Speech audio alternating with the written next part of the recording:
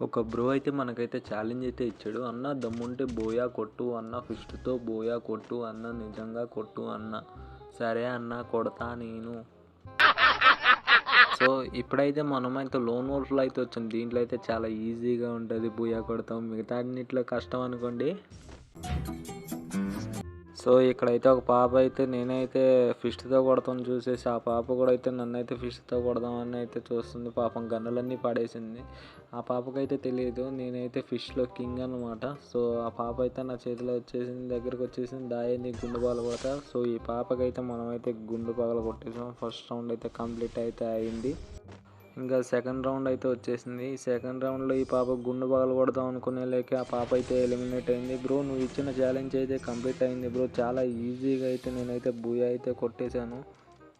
ఇంకా కష్టమైన ఛాలెంజ్‌లు ఇవ్వండి మామ. ఇంత ఈజీ అయిన ఛాలెంజ్‌లు ఎలా ఇస్తారు మీరు?